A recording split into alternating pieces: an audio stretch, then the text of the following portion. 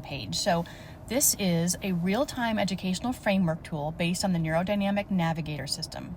All suggestions in this app are system generated from the Neurodynamic Navigator framework, not personal advice from a licensed professional.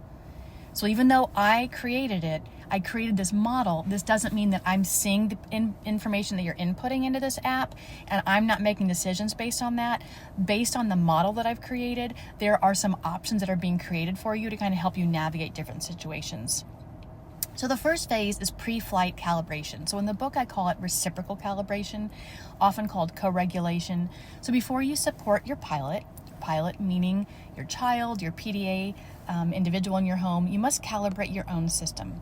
You'll be asked to rate your own regulation. If you're in your own red zone, your pilot will detect that stress. The app guides you through a quick calibration before you engage. And the red zone will be that area where there's a lot of stress going on. I think you'll recognize what the red zone is once you learn more about it. And I also call the times when things are going well and everyone's regulated in flow zones, I call that the blue sky period. So we're going to look for those blue sky and red zones. Phase 2, understanding the HUD, which means heads up display. The core of this app is a neurodynamic quotient. NDQ formula is dynamic safety times dynamic capacity plus motivation. So that's the formula that I created that a lot of this is based on. There are other formulas underneath this that calculate dynamic safety and dynamic capacity, but you don't need to understand those, but they are described in my book. So from there, we look at a 0 to 100, and that has been calculated in that way to just really kind of make it easy to understand where you are on that scale. So blue sky means 80 to 100. This is the sign of optimal growth and connection and flow states. Light turbulence, 61 to 80, it means we're stabilizing and shifting.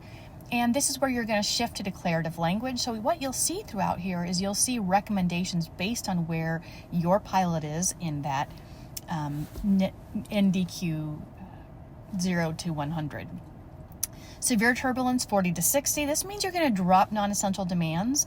And emergency landing, this is your red zone. Below 40, you're going to prioritize rate regulation and safety above all. Phase 3 is the S variable triage. So this app is going to help you distinguish two types of threats. Your big S, which is an objective physical threat. There is a bear in front of our child right now. Versus little s, our child feels unsafe because the sound is too loud in this room. So that is a subjective felt threat to the nervous system versus an actual physical threat. The nervous system in a pilot does not recognize these differences, and so we're going to learn to help differentiate them because our response is important. Obviously, if there's a big physical S threat, we become first responders and we have to help them.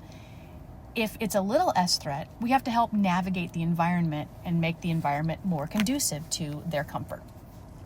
Phase 4 is learning about the inanimate boss. So our demands create a social demand from eye contact, from speaking. So we're going to learn how to use things that become the boss that aren't us.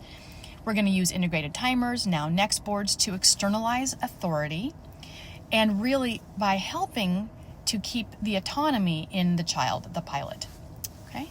So by letting the app be the boss, you stay the safe navigator, protecting the relationship and keeping the autonomy alarm quiet. And then your mission. You're going to check in often, even during blue sky moments, because we're looking for those blue sky moments. We're looking to see what environmental things help your child feel safe and comfortable in that moment. And we're going to work on safety first. If there is a big S event and you're a first responder, there is a crisis protocol here that I would want you to go through in those moments, because these are data points. And remember, our pilot isn't the only one that loses their regulation in times of red zones. We do as well. So sometimes just being reminded, here are some things we can do to try to help reduce the stress in this moment is the purpose. And then there is a link to my book, which is the framework, the Neurodynamic Navigator, from there. And just a reminder, this is an educational tool, not a substitute for professional, medical, or clinical advice.